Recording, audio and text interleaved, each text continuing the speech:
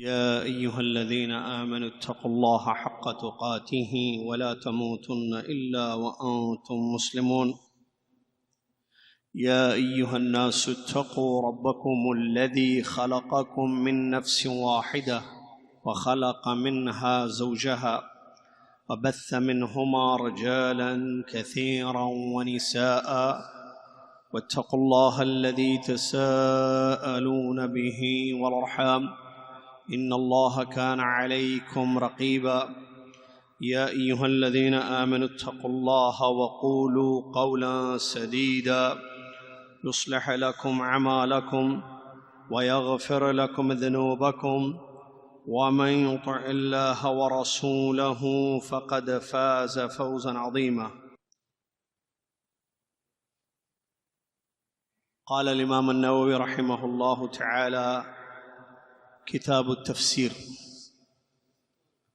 قال الإمام مسلم ابن حجاج النيسابوري رحمه الله: حدثنا محمد بن رافع قال حدثنا عبد الرزاق قال حدثنا معمر عن همام ابن منبه قال هذا ما حدثنا أبو هريرة رضي الله عنه عن رسول الله صلى الله عليه وسلم، فذكر أحاديث منها: وقال رسول الله صلى الله عليه وسلم: قيل لبني إسرائيل وادخلوا الباب سجدا وقولوا حطة يغفر لكم خطاياكم، فبدلوا فدخلوا الباب يزحفون على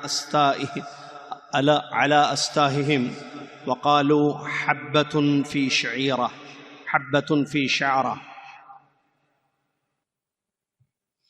وقال: وحدثني عمرو بن محمد بن بكير الناقد والحسن بن علي الحلواني وعبد بن حميد قال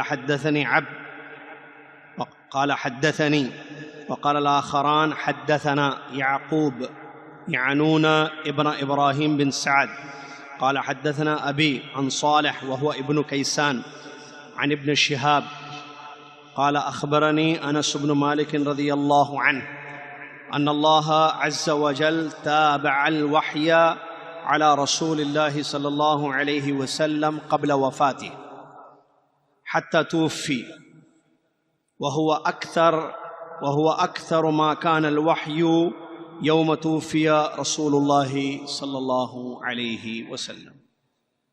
تمام تعریف، ہر قسم کی بڑائی اور کبریائی اس اللہ تبارک و تعالیٰ کے لیے ہے جو اللہ رب العالمین ہم سب کا مالک اور خالق ہے،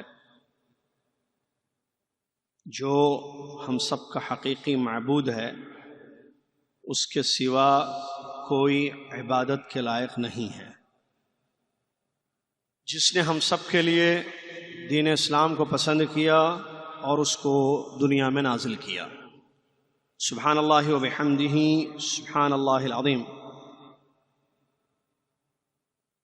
صلاۃ و سلام ہو اس کے بعد اللہ کے آخری نبی امام الانبیاء محمد الرسول اللہ صلی اللہ علیہ وسلم کی ذات گرامی پر کہ جنہوں نے ہم تک اپنی حدیثوں کے ذریعے دین کی باتوں کو بیان فرمایا۔ اللہم صلی علی محمد وعلی آل محمد کما صلیت علی ابراہیم وعلی آل ابراہیم انک حمید مجید۔ اللہم بارک علی محمد وعلی آل محمد کما بارکت علی ابراہیم وعلی آل ابراہیم انک حمید مجید۔ حمد و صلاۃ کے بعد آج 6 جمادی الاخرہ 1442 ہجری مطابق 19 جنوری 2021 عیسوی حدیث شریف کا درس آپ کی خدمت میں پیش ہے۔ صحیح مسلم کی حدیثیں ہم پڑھ رہے ہیں۔ پچھلے ہفتے سفر کی وجہ سے درس نہیں ہو پایا، جس کی اطلاع آپ کو دی گئی۔ آج سے باقاعدہ ہفتے کے سارے دروس آپ کی خدمت میں انشاءاللہ پیش کیے جائیں گے۔ یہ درس حدیث ہے جس میں آپ تشریف فرما ہیں۔ آپ کو یاد ہوگا یقیناً کافی عرصے سے ہم صحیح مسلم کی حدیثوں کو پڑھ رہے ہیں، اور پچھلے مہینے یا پچھلے مہینوں میں جو چیپٹر یا جو کتاب ہم نے پڑھی صحیح مسلم کی، وہ کتاب الزہد والرقائق، دنیا سے بے رغبتی اور دلوں کو نرم کرنے والی احادیث مختلف ہم نے پڑھی۔ آج سے باقاعدہ ایک نیا چیپٹر، جس کو عربی میں کتاب بھی کہتے ہیں، نیا چیپٹر کتاب شروع کی جا رہی ہے صحیح مسلم کی، اور وہ ہے کتاب التفسیر۔ حدیث کی کتاب صحیح مسلم، اس میں کتاب التفسیر، یعنی آیتوں کے متعلق جو احادیث آئی ہیں، بعض آیتوں کے متعلق جو احادیث آئی ہیں ان کو انشاءاللہ ہم پڑھیں گے۔ اور واضح رہے بات کہ یہ بعض منتخب آیتیں ہیں جس کو امام مسلم رحمۃ اللہ علیہ نے کتاب التفسیر میں نقل کیا ہے، بلکہ یہ بات آپ کو معلوم ہونی چاہیے کہ یہ حدیث کی، دیکھیے حدیث کی جو کتاب ہوتی ہے، جیسے ابھی ہم صحیح مسلم پڑھ رہے ہیں تو اس میں ڈیفرنٹ چیپٹرز ہم نے پڑھے ہیں، اگر آپ کو پورا یاد ہوگا۔ کتاب الطہارہ ہم نے پڑھا، کتاب الایمان ہم نے پڑھا، کتاب العلم ہم نے پڑھا، یعنی طہارت سے متعلق حدیثیں، ایمان سے متعلق حدیثیں، فتنوں کے متعلق حدیثیں، زہد اور رقائق کے متعلق حدیثیں، زکوٰۃ کے متعلق حدیثیں، تو یہ الگ الگ چیپٹر، اسی میں ایک چیپٹر ہوتا ہے تفسیر حدیث۔ حالانکہ قسم التفسیر ایک الگ ہے، قرآن کی تفسیر ایک الگ سبجیکٹ ہے، میں بات کر رہا ہوں حدیث میں بھی کتاب التفسیر ہوتی ہے، جیسے صحیح بخاری میں بھی کتاب التفسیر ہے، صحیح مسلم میں بھی ہے، جس کو ہم ابھی آج شروع کرنے جا رہے ہیں۔ 2 حدیثیں ہیں ہمارے پاس آج انشاءاللہ۔ تو تفسیر سے متعلق یعنی بعض آیتوں کی تفسیر، بعض آیتوں یہاں امام مسلم رحمۃ اللہ علیہ نے بیان کیا ہے، وہ انشاءاللہ ہم پڑھیں گے۔ آج جو تفسیر ہے وہ سورہ بقرہ کی آیت نمبر 58 59، 58 اور 59، ان 2 آیتوں کی تفسیر میں جو حدیث آئی ہے، 2 آیت جو بنو اسرائیل سے تعلق رکھتی ہیں، یہ آیتیں ان پر جو اللہ کا عذاب آیا اس سے متعلق یہ آیت ہے، ابھی ہم پڑھیں گے انشاءاللہ۔ تو اس آیت کا پس منظر یا اس آیت کی تفسیر میں جو حدیث وارد ہوئی ہے اس کو یہاں ہم انشاءاللہ پڑھنے جا رہے ہیں۔ یہ آپ ذہن میں رکھیں، آئندہ بھی جو پڑھیں گے ہم، کوئی منتخب آیت ہوگی، کسی آیت کی روشنی میں جو تفسیر حدیث میں موجود ہے، تمام آیتوں کی تفسیر حدیث میں موجود ہے، لیکن یہاں ہم چونکہ وقت کا خیال رکھتے ہیں، منتخب آیا جو کتاب التفسیر جو صحیح مسلم میں ہے، اس میں امام مسلم رحمۃ اللہ نے کن کن آیتوں کی روشنی میں احادیث کو جمع کیا ہے اور ہم تک پہنچایا ہے، اس کو ہم انشاءاللہ پڑھنے جا رہے ہیں۔ پہلی حدیث امام مسلم رحمۃ اللہ علیہ اپنی سند میں، جس میں ان کے استاد محمد بن رافع اور وہ اپنے استاد عبد الرزاق اور وہ اپنے استاد معمر اور وہ اپنے استاد حمام بن منبہ، ان تمام روات سے روایت کرتے ہیں رحمہم اللہ تبارک و تعالی، ایک کے بعد ایک۔ جیسے امام مسلم رحمۃ اللہ علیہ محمد بن رافع رحمۃ اللہ علیہ سے روایت کر رہے ہیں، وہ امام عبد الرزاق رحمۃ اللہ علیہ سے روایت کر رہے ہیں، وہ امام معمر رحمۃ اللہ علیہ سے روایت کر رہے ہیں۔ یہ سند ہے حدیث جو آپ جانتے ہیں، باقاعدہ ہم پڑھتے ہیں اس کو۔ وہ حضرت حمام بن منبہ رحمۃ اللہ علیہ سے جو تابعی ہیں ان سے روایت کر رہے ہیں، وہ کہتے ہیں کہ ہم سے ابو ہریرہ رضی اللہ تعالیٰ عنہ نے نبی صلی اللہ علیہ وسلم کی مختلف حدیثیں جو تفسیر کے متعلق تھیں، آیتوں کی تفسیر کے متعلق کئی حدیثوں کو ابو ہریرہ رضی اللہ تعالیٰ نے ہم سے بیان کیا۔ ان بیان کردہ احادیث میں سے ایک حدیث یہ بھی ہے کیا کہ رسول اللہ صلی اللہ علیہ وسلم نے ارشاد فرمایا، بنو اسرائیل سے کہا گیا، بنو اسرائیل سے کہا گیا کیا، وَادْخُلُوا الْبَابَ سُجَّدًا، یہ آیت ہے سورہ بقرہ کی آیت ہے، وَادْخُلُوا الْبَابَ سُجَّدًا، دروازے سے حالت سجدے میں داخل ہو جاؤ، جھک کر دروازے سے داخل ہو، وَقُولُوا حِطَّةٌ، اور کہو حِطَّہ، کیا کہو؟ حِطَّہ یعنی بخشش، معافی، یہ کہو، یغفر لکم خطایاکم، اللہ تعالیٰ تمہارے گناہوں کو معاف کر دے گا۔ فبدلوا، رسول اللہ صلی اللہ علیہ وسلم بیان فرماتے جب ان سے یہ کرنے کو کہا گیا تو بنو اسرائیل نے اس کو بدل دیا۔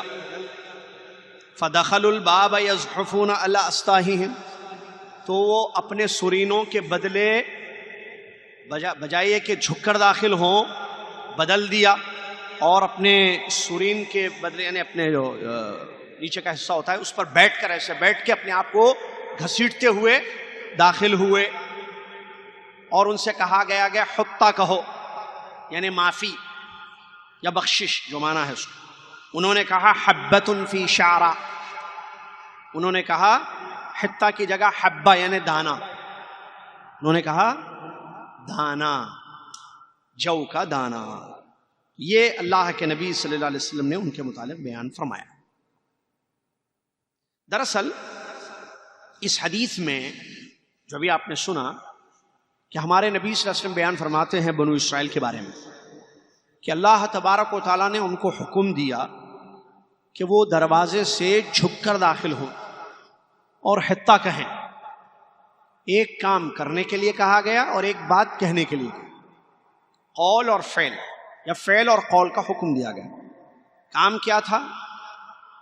اللہ کا شکر بجا لاتے ہوئے جھک کر داخل ہو، اور کہنا کیا تھا ان کو؟ حطہ۔ کیا کہنا تھا؟ حطہ یعنی معافی۔ تو ان لوگوں نے دونوں چیزوں کو بدل دیا، فعل کو بدلا، کام کو، جھک کر جانے کے لیے کہا گیا تو لوگ جھک کر نہیں گئے بلکہ بیٹھ کر اپنے آپ کو گھسیٹتے ہوئے داخل ہوئے، بیٹھ کر جیسے آدمی آگے بڑھتا ہے بیٹھنے کی شکل میں۔ اور کہا گیا حطہ کہو تو انہوں نے کہا حنطہ، انہوں نے کہا حبہ۔ حطہ یعنی معافی، حبہ یعنی دانا، کسی بھی چیز کا دانا جو ہوتا ہے، غلے کا دانا ہوتا ہے اس کو کہتے ہیں حبہ۔ تو اس طریقے سے انہوں نے اللہ رب العالمین کے فرمان کو، حکم کو بدلا۔ دراصل واقعہ کیا ہے؟ امام مسلم رحمۃ اللہ علیہ قرآن مجید کی اس آیت کی تفسیر میں اس حدیث کو نقل کرتے ہیں، پوری آیت میں آپ کو پڑھ کر سناتا ہوں، جو سورہ بقرہ کی آیت نمبر 58 اور 59، 58 59۔ اللہ تعالیٰ نے فرمایا وَإِذْ قُلْنَا ادْخُلُوا هَٰذِهِ الْقَرْيَةَ فَكُلُوا مِنْهَا حَيْثُ شِئْتُمْ رَغَدًا وَادْخُلُوا الْبَابَ سُجَّدًا وَقُولُوا حِطَّةٌ نَغْفِرْ لَكُمْ خَطَايَاكُمْ۔ دونوں روایت ہیں، نغفر لکم یغفر لکم، نغفر لکم خطاياكم وسنزيد المحسنين فبدل الذين ظلموا قولا غير الذي قيل لهم فأنزلنا على الذين ظلموا رجزا من السماء بما كانوا يفسقون۔ یہ ہے دعا۔ ترجمہ کیا ہے؟ وَإِذْ قُلْنَا، جب ہم نے کہا، ادخلوا هذه القرية، اس بستی میں داخل ہو جاؤ، جب ہم نے کہا اس بستی میں داخل ہو جاؤ، فَكُلُوا مِنْهَا حَيْثُ شِئْتُمْ رَغَدًا، تم اس بستی میں داخل ہو کر جو چاہے اس بستی کی نعمتوں کو آرام سے کھانا، اللہ کی جو نعمتیں بستی میں پڑی کیوں کھاؤ پیو۔ وَادْخُلُوا الْبَابَ سُجَّدًا، جو بستی کا دروازہ ہے اس سے جو ہے جھک کر داخل ہونا۔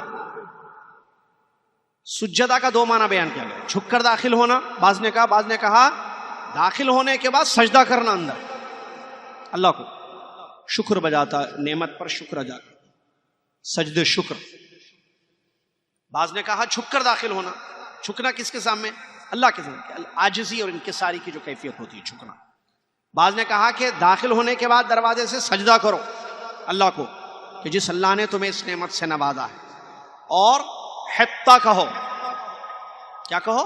حطہ، حطہ، حطہ یحط یعنی ختم کرنا، مٹا دینا، معافی، یعنی اللہ ہمارے گناہوں کو معاف کر دے۔ حطہ کا معنی اللہ ہمارے گناہوں کو ختم کر دے۔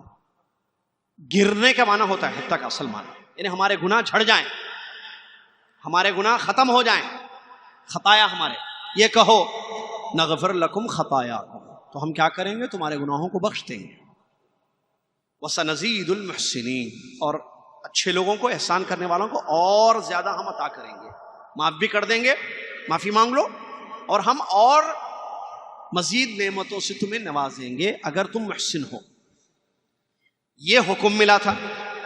فَبَدَّلَ الَّذِينَ ظَلَمُوا قَوْلًا غَيْرَ الَّذِي قِيلَ لَهُمْ، تو جن لوگوں نے ظلم کیا، یعنی ان لوگوں نے، بنو اسرائیل ظالم تھے، ان لوگوں نے وہ بات بدل دی جو ان سے کہی گئی تھی۔ کیا بات کہی گئی تھی ان سے؟ ان سے کہا گیا تھا کہ جھک کر جانا، یہ لوگ جھک کے نہیں گئے. ان سے کہا گیا حتہ کہو، ان لوگوں نے حتہ نہیں کہا بلکہ حبہ کہا، بدل دیا. جب بدلا تو پھر سزا ہونی ہے. فَأَنزَلْنَا عَلَى الَّذِينَ ظَلَمُوا رِجْزًا مِّنَ السَّمَاءِ، تو یہ لوگ جنہوں نے ظلم کیا ان پر ہم نے آسمان سے عذاب کو نازل کر دیا. بِمَا كَانُوا يَفْسُقُونَ، کس وجہ سے؟ جو فسق، جو گناہ، جو برائیاں یہ کر رہے تھے. اس آیت میں اللہ تبارک و تعالیٰ نے بنو اسرائیل کا ذکر کیا ہے. آپ کو پتا ہے بنو اسرائیل جس کی طرف کئی پیغمبر بھیجے گئے، جس میں سے ایک مشہور پیغمبر کون ہے؟ موسیٰ. کون ہے؟ موسیٰ. ان کی قوم ہے بنو اسرائیل. اسرائیل یعقوب علیہ السلام کا نام ہے. ان کی چونکہ نسل ہے یعقوب علیہ السلام کی نسل، تو ان کو بنو اسرائیل کہا گیا، جس کا ذکر قرآن میں بہت ساری آیتوں میں موجود ہے. اور ان کی طرف پیغمبر کئی بھیجے گئے. اللہ نے بڑی نعمتوں سے اس قوم کو نوازا تھا، لیکن ان لوگوں نے اللہ کی نعمتوں کی قدر نہیں کی. انہوں نے ناشکری کی، انہوں نے نبیوں کو قتل کیا، انہوں نے اپنے پیغمبروں کی اطاعت اور فرمانبرداری نہیں کی، تو اللہ تبارک و تعالیٰ کی طرف سے اس قوم پر عذاب آیا. اور قرآن میں یہ تک بتایا گیا کہ اللہ تعالیٰ کا عذاب ان پر قیامت تک رہے گا. اللہ تعالیٰ ایسے ایسے دشمن ان کے پیدا کرے گا جو ان کو ماریں گے، عذاب دیں گے. اور اس کی مثالیں ہٹلر وغیرہ آپ بہت ساری دیکھ سکتے ہیں تاریخ میں جو موجود ہے. تو بنو اسرائیل بڑی بدبخت قوم ہے، یہود بنو اسرائیل، جن پر جو ہے کئی قسم کا عذاب آیا. تو یہاں اس آیت میں اللہ تبارک و تعالیٰ ایک واقعے کو بیان کر رہا ہے جو اللہ تبارک و تعالیٰ نے ان کو حکم دیا تھا کہ یہ جو ہے مقدس سرزمین فلسطین میں داخل ہو، بیت المقدس فلسطین علاقے میں داخل ہوں، اور وہاں جو ظالم لوگ ہیں ان کے ساتھ جہاد کریں. یہ اللہ تعالیٰ کا ان کو حکم نہیں ملا تھا. ان لوگوں نے اللہ کے اس حکم کو نہ مانا. داخل تو ہوئے اس وہاں، لیکن جو جہاد کا حکم ان کو ملا تھا اس جہاد سے ان لوگوں نے منہ موڑ لیا، جہاد نہیں کیا ان لوگوں نے. تو اللہ کا عذاب ان پر یہ آیا، 40 سال سینا کی صحراؤں میں، ڈیزرٹ میں بھٹکتے رہے، کوئی ٹھکانہ نہیں ملا ہے. 40 سال، اور اس کا ذکر قرآن میں موجود ہے، یتیہون فی الارض. 40 سال ان پر عذاب آیا. کتنے سال؟ 40 سال بھٹکتے رہے، بھٹکتے رہے. کہاں؟ صحرا میں، سینا کی. پھر اللہ تعالیٰ نے ان کو معاف کر دیا. 40 سال کے بعد اللہ تعالیٰ نے ان کو معاف کر دیا. اس کے بعد ان کو حکم ملا. حکم پہلے جہاد کا ملا، جہاد نہیں کیے، عذاب آیا 40 سال کا. پھر وہ 40 سال کا عذاب ختم ہوا، اللہ نے معاف کر دیا ان کو. معافی مانگے، معاف کر دیا اللہ نے. اب اس کے بعد دوسرا حکم ملا، اور وہ یہ جو اس آیت میں ذکر ہے کہ بستی میں داخل ہو. یہ بستی دروازے سے داخل ہو، بیت المقدس. اس سے مراد جو ہے لکھتے ہیں امام مجاہد رحمۃ اللہ علیہ، جو تھا امام عبداللہ بن عباس کے شاگرد ہیں، تفسیر میں لکھتے ہیں کہ ان کو جو ہے باب ایلیا، ایلیا باب کا نام ہے، بیت المقدس ایلیا باب سے داخل ہونے کا حکم اللہ نے دیا ہے. کب؟ وہ عذاب ختم ہونے کے بعد. جب بھٹکتے رہے تو کہا ٹھیک ہے، عذاب ختم ہو گیا 40 سال کا، اللہ نے معاف کر دیا ان کو، ان کی توبہ قبول کری اللہ نے اور معافی دے دی. اب معافی دینے کے بعد ان کو 2 چیزوں کا حکم ملا کہ اب تم بیت المقدس جاؤ ایلیا دروازے سے. اور جانا کیسے؟ جھک کر. اور دروازے سے داخل ہونے کے بعد اندر جا کر بستی میں پہلے اللہ کو سجدہ کرو، جس اللہ نے تمہیں یہ بستی عطا کی بیت المقدس، سجدہ کرو. اللہ نے تمہیں 40 سال بھٹکتے رہے نا صحرا میں، اب ٹھکانہ ملا. جب ٹھکانہ ملا اللہ کی جانب سے تو تم اللہ کا سجدہ کرو، اللہ کو سجدہ کرو. اور حتیٰ کہو، کیا حتیٰ؟ اللہ ہمارے گناہوں کو ختم کر دے، اللہ ہمارے گناہوں کو معاف کر دے، ہم سے گناہوں کی بخشش ہو جائے ہماری. یہ کہو. جیسا کہ کہا گیا سجدہ. ابن عباس رحمہ اللہ رضی اللہ عنہ بیان فرماتے ہیں ان کو حکم ہوا کہ وہ جھک کر داخل ہو. سجدے کی حالت میں. سجدے کا مطلب پورا سجدہ نہیں، جھک کر جیسے رکوع ہوتا ہے. عبداللہ بن عباس کے امروا ان يدخلوا رکعا واصل السجود الانحاء. سجد لفظ ہے، سجدے کا اصل معنی ہوتا ہے جھکنا. جیسے رکوع میں انسان جھکتا ہے ویسے جھک کر داخل ہو. یہ عبداللہ بن عباس کا قول ہے. ٹھیک ہے؟ کیوں؟ خشوع خضوع اللہ کے لیے. اور ان سے کہا گیا کہ تم داخل ہونے کے بعد حتہ کہو مطلب بخشش. اللہ ہم نے تیری نافرمانی کی، ہم کو تو معاف کر دے. بعض لوگوں نے دوسرا معنی بیان کیا، جیسے امام وہاب رحمۃ اللہ علیہ کہتے ہیں جھک کر داخل ہونا سجد کا معنی نہیں ہے، بلکہ فَإِذَا دَخَلْتُمُوهُ فَاسْجُدُوا شُكْرًا لِلَّهِ. داخل ہو کر دروازے سے لیا اللہ کو سجدہ کرو. کیوں؟ نعمت پر شکر ادا کرتے ہوئے.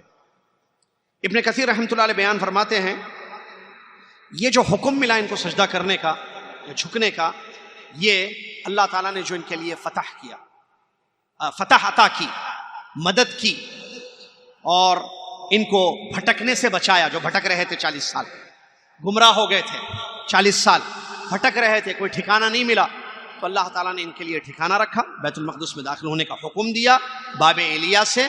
تو اللہ تعالیٰ کا یہ حکم ہوا کہ اب تم اللہ کا شکر ادا کرو، اللہ کا شکر ادا کرو. اور حتہ کہو. حتہ کا معنی جیسے کہ ہم نے ابن عباس، امام حسن بصری، امام قتادہ، ابن زید، امام ربی، امام انس، سب یہی، امام عطا رحمہ اللہ، صحابہ تابعین، حتہ کا معنی یہی بیان کرتے ہیں کہ حتہ کہنے کا جو حکم ہوا اس کا مطلب کہ اللہ ہمارے گناہوں کو مٹا دے. ایک قول بھی ہے جو امام اکرمہ رحمۃ اللہ علیہ کہتے ہیں حتہ کا مطلب لا الہ الا اللہ پڑھو. لیکن زیادہ صحیح پہلا قول ہے. کون سا؟ کہ حتہ کا معنی بخشش، معافی. تو ان لوگوں نے اس چیز کو بدل دیا. اچھا، اس کا فائدہ کیا ہوگا؟ اللہ نے فرمایا نغفر لکم خطایاکم.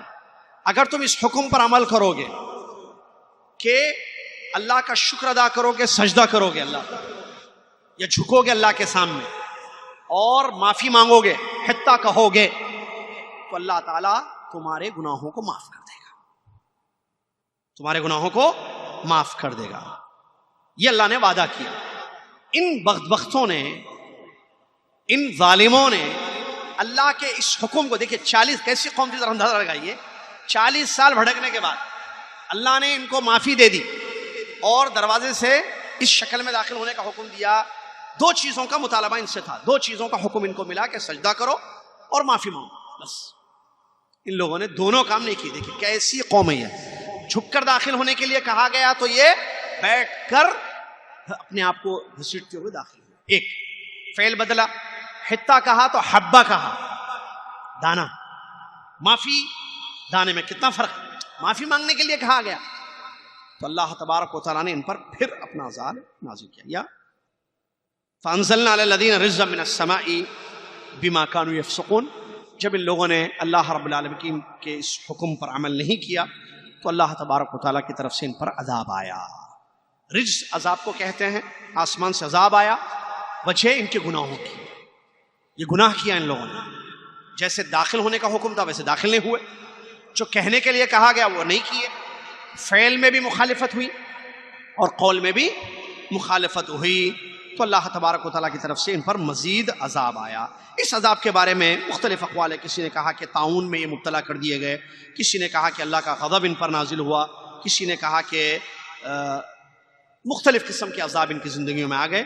المہم یہ ہے کہ یہ لوگ عذاب کے مستحق ہوئے، مختلف شکلوں میں اللہ تبارک و تعالیٰ کا عذاب ان پر آ گیا. تو یہ آیت کی تفسیر ہے جس سے ہمیں یہ بات، اس حدیث سے یہ بات ہمیں معلوم ہوتی ہے کہ اللہ تعالیٰ کے احکام پر عمل نہیں کرنا یہ عذاب کو دعوت دینے والی چیز ہے. اللہ تعالیٰ انسان کو موقع دیتا ہے کہ وہ اپنی اصلاح کرے، معافی مانگ لے، توبہ کر لے، تو اللہ تبارک و تعالیٰ اس کی توبہ کو قبول بھی کرے گا کیونکہ اللہ تواب ہے، اور اللہ تعالیٰ اس پر رحم کرتے ہوئے اس کو بخش دے گا کیونکہ اللہ رحیم بھی ہے، اللہ غفور بھی ہے، اللہ غفار بھی ہے.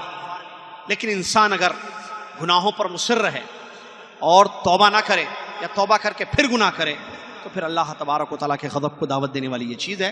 اللہ کا عذاب مختلف شکلوں میں آئے گا. بنی اسرائیل کا واقعہ ہمارے لیے بہت بڑی عبرت ہے. اگر ہم چاہتے ہیں کہ اللہ کا عذاب رک جائے تو اس کے لیے استغفار ضروری ہے، معافی مانگنا ضروری ہے، جیسے ان سے بھی کہا گیا حتیٰ کہو۔ اور قرآن کی آیت میں ہمارے لیے حکم ہے کہ اللہ تعالیٰ کسی بھی قوم کو عذاب اس وقت تک نہیں دے گا جب تک پیارے نبی صلی اللہ علیہ وسلم ان میں موجود، یعنی امت محمد۔ وما كان الله ليعذبهم وانت فيهم وما كان الله معذبهم وهم يستغفرون۔ دو چیزیں اللہ کی پکڑ اللہ کے عذاب کو روکتی ہیں۔ نمبر ایک، پیارے نبی صلی اللہ علیہ وسلم کی موجودگی ہے آج نہیں۔ دوسری چیز استغفار، معافی مانگنا۔ اگر لوگ امت اپنے گناہوں سے معافی مانگتے رہے گی تو ایسی صورت میں اللہ کا عذاب رک جائے گا۔ پہلی چیز ہمارے ساتھ نہیں ہے، وہ صحابہ کی زندگی میں تھی، پیارے نبی صلی اللہ علیہ وسلم کی حاضری، ان کی موجودگی یا ان کا وجود موجود ہو۔ وَأَنْتَ فِيهِمْ، آپ لوگوں میں ہیں، عذاب نہیں آئے گا۔ آپ امت میں ہیں، عذاب نہیں آئے گا۔ دوسری شکل، جب امت معافی مانگے گی تو اگر ہم چاہتے ہیں کہ اللہ کا عذاب رک جائے، عذاب کی کئی شکلیں ہیں، اس میں ایک شکل کافروں کو مسلط کر دینا ہے۔ قیمتوں میں جو ہے کیا مہنگائی جو ہے وہ بھی ایک قسم کا عذاب ہے، بیماریاں مختلف قسم کے عذاب ہے۔ عذاب کی کئی شکلیں ہوتی ہیں جو بنو اسرائیل پر آپ واقعات کو پڑھ کے دیکھیں کہ کیسے کیسا عذاب ان پر آیا۔ ٹڈیوں کا عذاب ان پر آیا، جوؤں کا عذاب ان پر آیا، بنو اسرائیل کا پڑھ کے دیکھیں۔ طوفان کا عذاب آیا، خون کا عذاب اللہ نے دیا، مینڈکوں کا عذاب ان پر آیا، یہی اسی قوم پر پڑھ کر دیکھیں اگر قرآن کی تفسیر آپ۔ مینڈکوں کے عذاب، ہر جگہ مینڈک، کھانا کھاتے تھے، نوالا لیتے تھے، مینڈک نظر آیا تھا، بستر میں مینڈکوں کا عذاب ہوا، وہ ختم ہوا، خون ایک کے بعد ایک۔ اچھا، پہلے جوؤں کا عذاب شروع ہوا، ہر جگہ جوئیں نظر آنے لگے، جوؤں کا ختم ہوا، مینڈکوں کا عذاب شروع ہوا، مینڈکوں کا ختم ہوا، خون ہر جگہ، ہر چیز میں خون، ہر چیز میں خون۔ پھر سیلاب، طوفانی بارش جس کو کہتی ہے، اس کو طوفان کہتے ہیں، سیلاب بارش، وہ بھی عذاب آیا۔ تو الغرض یہ کہ مختلف قسم کا عذاب آئے گا اگر انسان اپنے گناہوں سے معافی نہ مانگے۔ اس لیے بہت ضروری ہے کہ جیسے گناہ ہو فوراً معافی مانگیں تاکہ اللہ معاف کر دے اور اللہ اپنے عذاب سے ہمیں محفوظ رکھے۔ یہ واقعہ جو بنو اسرائیل کے ہمیں قرآن میں بیان کیا، کس لیے، کیوں اتاری گئی آیتیں؟ تاکہ ان آیتوں کو پڑھنے والے عبرت لیں اور اپنے آپ کو ظلم سے بچائیں، اللہ کی نافرمانی نہ کریں، اللہ کو غصہ نہ دیں، غصہ نہ دلائیں، اللہ کو ناراض نہ کریں۔ آپ کو پتا ہے نا سورہ فاتحہ میں آپ غیر المغضوب علیہم پڑھتے ہیں، کون ہیں وہ لوگ؟ سورہ فاتحہ میں ابھی پڑھا نا، عشاء میں بھی آپ نے، غیر المغضوب علیہم ولا الضالین، غیر المغضوب یہود اور جو ان کے طریقے پر علم تھا عمل نہیں تھا، ولا الضالین نصارہ اور ان کی جو طریقے پر ہیں عمل تھا علم نہیں تھا، اور دونوں گمراہ ہیں۔ ہم دونوں کے راستوں سے اللہ کی پناہ مانگتے ہیں اور ہدایت یافتہ لوگوں کا راستہ طلب کرتے ہیں، اہدنا الصراط مستقیم کہتے ہوئے۔ اس بات کو ذہن میں رکھیں۔ دوسری حدیث مختصر ہے، وحی کے متعلق ہے حدیث۔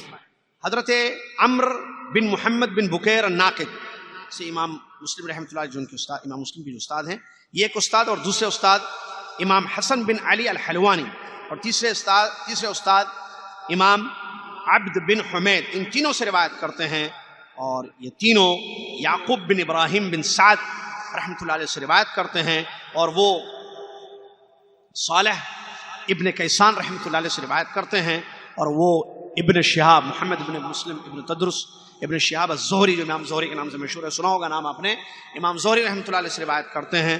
امام زہری تابعی گزرے ہیں، وہ کہتے ہیں انس بن مالک رضی اللہ تعالی عنہ نے مجھے یہ بتایا کہ اللہ تعالیٰ نے نبی صلی اللہ علیہ وسلم پر وحی کا سلسلہ ان کی وفات تک جاری رکھا۔ اللہ تعالیٰ نے رسول اللہ صلی اللہ علیہ وسلم پر وحی کا سلسلہ جاری رکھا ان کی وفات سے پہلے تک، حتیٰ توفیہ، یہاں تک کہ پیارے نبی صلی اللہ علیہ وسلم کی وفات ہو گئی۔ وَهُوَ أَكْثَرُ مَا كَانَ الْوَحْيُ يَوْمَ تُوفِيَ رسول اللہ صلی اللہ علیہ وسلم، اور جس دن رسول اللہ صلی اللہ علیہ وسلم کی وفات ہوئی سب سے زیادہ وحی اسی دن اتری۔ یہ حدیث ہے، کتاب التفسیر میں اس حدیث کو لائے ہیں جس میں وحی کے بارے میں ذکر کیا گیا ہے۔ کیا مطلب ہے اس کا؟ اس حدیث کا مطلب یہ ہے کہ حضرت انس بن مالک رضی اللہ تعالی عنہ جو صحابی رسول ہیں، بیان فرماتے ہیں کہ نبی صلی اللہ علیہ وسلم پر جو وحی نازل ہوئی یہ ختم نہیں ہوئی جب تک کہ نبی علیہ السلام کی وفات نہیں ہوئی، سلسلہ جاری تھا۔ بیان کرنے کا مقصد ان کا کیا ہے؟ پہلے وحی آتی تھی مناسبات کی وجہ سے، کوئی مسئلہ پیش کیا، مسئلہ پوچھا گیا نبی صلی اللہ علیہ وسلم سے، نبی صلی اللہ علیہ وسلم سے کسی سائل نے، پوچھنے والے نے کوئی مسئلہ پوچھا تو اللہ کے نبی صلی اللہ علیہ وسلم انتظار کرتے تھے وحی کا، کیونکہ جواب نہیں تھا۔ نبی علیہ السلام اپنی خواہش سے اپنی طرف سے جواب نہیں دیتے تھے جب تک کہ ان کی طرف وحی نازل نہ ہو، اور یہ بات قرآن میں موجود ہے۔ کہاں؟ وَمَا يَنْطِقُ عَنِ الْهَوَىٰ إِنْ هُوَ إِلَّا وَحْيٌ يُوحَىٰ۔ نبی صلی اللہ علیہ وسلم اپنی خواہشوں سے نہیں بیان کرتے ہیں، جو کہتے ہیں وہ وحی ہوتی ہے، ٹھیک ہے؟ تو نبی علیہ السلام سے سوال ہوتا، آپ جواب کے لیے وحی کا انتظار کرتے، وحی آتی، نبی علیہ السلام جواب دیتے۔ یا اس کے علاوہ جیسے بہت سارے غزوات ہیں، اب مسئلہ جو ہے قیدیوں کے متعلق آیا، جنگوں کے متعلق، یا بعض عورتوں کے مسائل جیسے خلا وغیرہ کے مسائل ہیں، یا بہت سارے ہیں مسائل آپ دیکھیں تو پرسنل ہوں یا مجموعی طور پر ہوں، حالات کے اعتبار سے وحی آتی گئی۔ اللہ نے جب جب آیتوں کو نازل کرنا تھا اس ویسے ویسے اللہ تبارک و تعالیٰ نے آیتیں، جیسے آپ سے جو ہے روح کے بارے میں پوچھا گیا، بتائیے روح کیا ہے، آپ کو نہیں معلوم تھا، آیتیں اتری یسألونک عن الروح، یہ لوگ آپ سے روح کے بارے میں پوچھتے ہیں، آپ کہہ دیجئے روح اللہ کا حکم ہے۔ روح کیا ہے؟ یہ لوگ مواقیت الحج کے بارے میں آپ سے پوچھتے ہیں، یہ لوگ اس کے بارے میں آپ سے پوچھتے ہیں، آپ کہہ دیجئے قل ہے نا، کتنا ہے قرآن میں، آپ نے نہیں پڑھا ہوگا، قرآن پڑھتے ہیں نا تو اس میں قل ہے نا، قل یعنی کہہ دیجئے، قل هو اللہ احد۔ یہ بھی دیکھیے ان لوگوں نے کہا بھائی رحمان کون ہے، ہم تو اللہ جانتے ہیں، یہ رحمان کون ہے بھائی، آیت کہہ دیجئے جو رحمان ہے وہی اللہ، قل هو اللہ احد اللہ الصمد لم یلد ولم یولد ولم یکن له کفوا احد۔ تو الغرض بتانے کا مقصد تو وحی آتی تھی، لیکن اللہ کے نبی صلی اللہ علیہ وسلم کی وفات سے قبل وحی زیادہ آنے لگی۔ یہ حضرت انس رضی اللہ عنہ کی بدلی کیوں؟ کیونکہ اس وقت سوالات بہت ہو گئے تھے، جیسا کہ اس کی تفسیر میں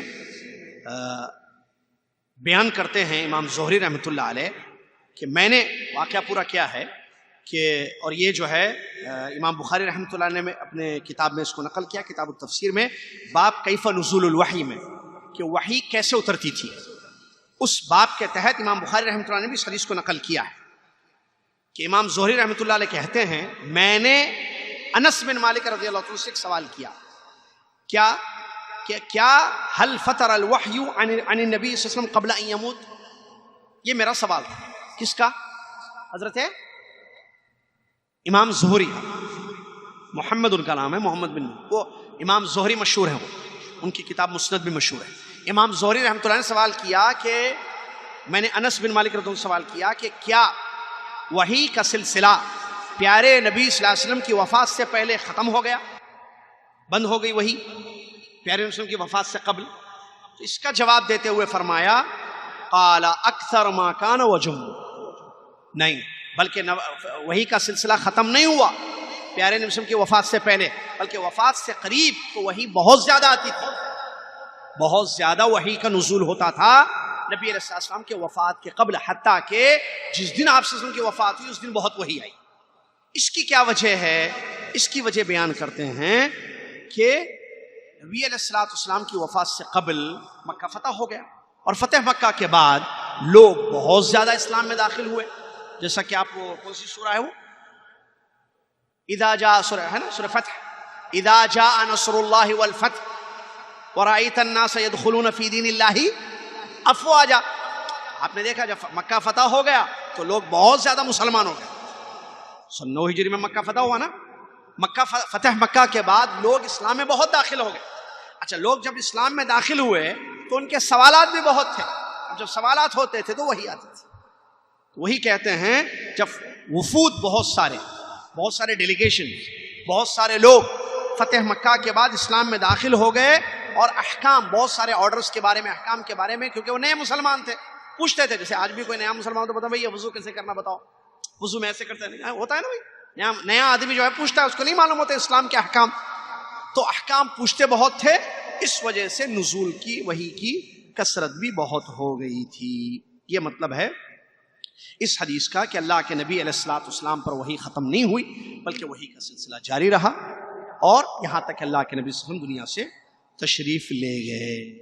اور جب تشریف لے گئے اس دن وحی بہت ہوئی, اور اس سے قبل بھی اللہ کے نبی صلی اللہ علیہ وسلم پر وحی بہت زیادہ, خاص طور سے جیسا کہ ابھی ہم نے بیان کیا, فتح مکہ کے بعد بہت زیادہ اللہ کے نبی صلی اللہ علیہ وسلم پر وحی کا نزول ہوا تھا. یہ 2 حدیثیں ہیں اور معلوم ہونا چاہیے حدیث بھی وحی ہے جیسے قرآن وحی ہے, حدیث بھی وحی ہے, قرآن بھی وحی ہے. یہ 2 حدیثیں آج کے درس کے لیے تھی. آئندہ درس میں ایک ایسی آیت کی تفسیر پر حدیث آ رہی ہے جس آیت کے بارے میں یہودیوں نے صحابی رسول عمر بن خطاب رضی اللہ عنہ سے کہا تھا ہمارے پاس ایک ایسی آیت ہے آپ لوگوں کے یہاں, وہ آیت اگر ہمارے پاس ہوتی, جس دن وہ آیت اتری اس دن ہم عید کا دن مناتے. ایک آیت ایسی ہے, یہودیوں نے عمر بن خطاب رضی اللہ عنہ سے کہا کہ آپ لوگوں کے پاس ایک آیت ایسی ہے قرآن میں, وہ آیت اگر ہمارے پاس ہوتی ہمارے مذہب میں ہمارے, تو جس دن وہ آیت اتری اس دن ہم عید کا دن مناتے.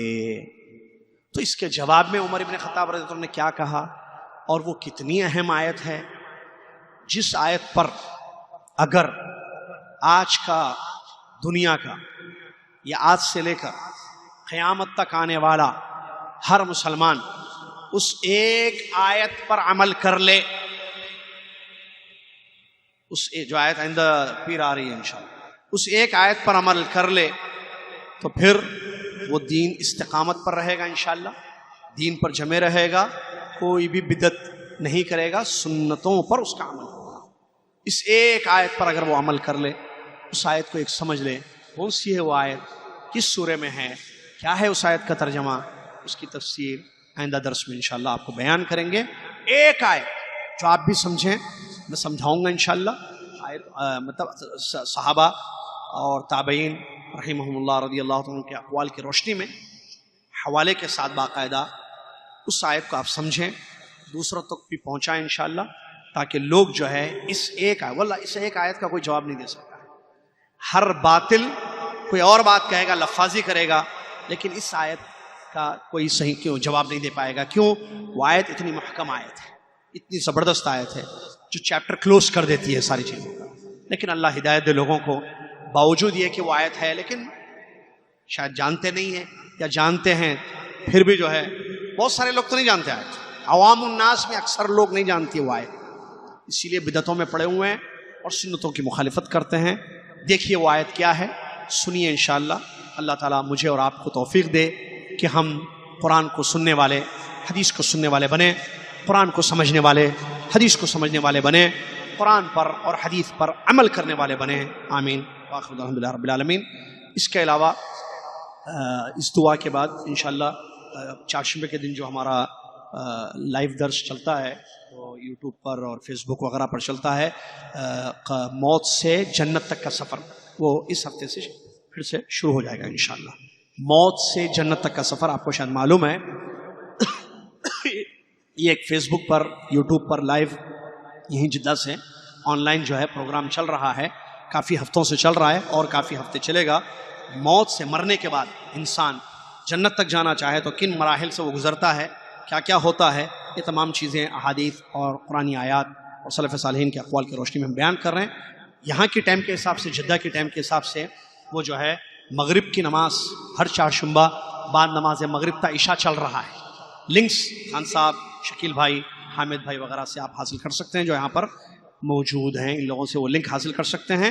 چہارشنبے کے دن وینسڈے مغرب کی نماز کے فوری بعد شروع ہوتا ہے عشاء کی اذان تک, یہاں کے حساب سے جی قصص. اور اس کے علاوہ ایک درس ہمارا چل رہا ہے جو کل بھی ہوگا, اتوار اور منگل کو چل رہا ہے, کل سے وہ شروع ہوگا, وہ نبیوں کے قصے. یہ بھی لائیو پروگرام چل رہا ہے, شاید آپ کے علم میں ہو یا نہ ہو, اللہ عالم. میں آپ کو بتا رہا ہوں ابھی حضرت موسیٰ علیہ السلام کا واقعہ ہم پڑھ رہے ہیں. یہ بنو اسرائیل جس کے متعلق ایک آیت ہم نے, بنو اسرائیل کا واقعہ, موسیٰ علیہ السلام کا واقعہ. بنو اسرائیل میں تو کئی پیغمبر آئے, لیکن موسیٰ علیہ السلام کا جو واقعہ ہے مکمل, وہ جو ہم قصص الانبیاء میں پڑھ رہے ہیں. اور یہ بھی ایک پیارا سا سلسلہ الحمدللہ اللہ کے کرم سے شروع ہوا ہے, نبیوں کے قصے جو قرآن میں اللہ نے بیان کیے ہیں. ایک کے بعد ایک نبی کا قصہ آ رہا ہے, اور یہ ہر منگل اور ہر اتوار 2 دن یہ درس شام کے وقت چلتا ہے، اس کے بھی لنکس آپ ساتھیوں سے حاصل کر سکتے ہیں۔ یہ ہمارے دروس کا سلسلہ ہے جو آپ کو معلوم ہونا چاہیے۔ مسجد عزیزہ کے علاوہ کے یہ دروس ہیں، اور اس کے علاوہ اتوار کے دن محرر فی الحدیث کا بھی ایک درس رات میں چلتا ہے، جو کہ جس میں نمازوں کی متعلق احادیث بڑی اہم ہم بتا رہے ہیں، وہ صرف مکسلار پر چلتا ہے، باقی کے دروس تو یہ ہیں۔ بہرحال یہ کچھ تفصیلات تھیں، مزید تفصیلات کے لیے ساتھی موجود ہیں، ہم بھی موجود ہیں انشاءاللہ۔ آپ سے گزارش ہے کہ ان تفصیلات کو معلوم کریں اور دوسروں تک بھی پہنچائیں، خود بھی مستفید ہوں اور دوسروں تک بھی ان چیزوں کو پہنچائیں تاکہ سب کو دین معلوم ہو جائے۔ جزاکم اللہ خیر۔ کفارۃ المجلس، سبحانک اللہم وبحمدک، اشہد ان لا الہ الا انت، استغفرک واتوب الیک۔ السلام علیکم ورحمۃ اللہ وبرکاتہ۔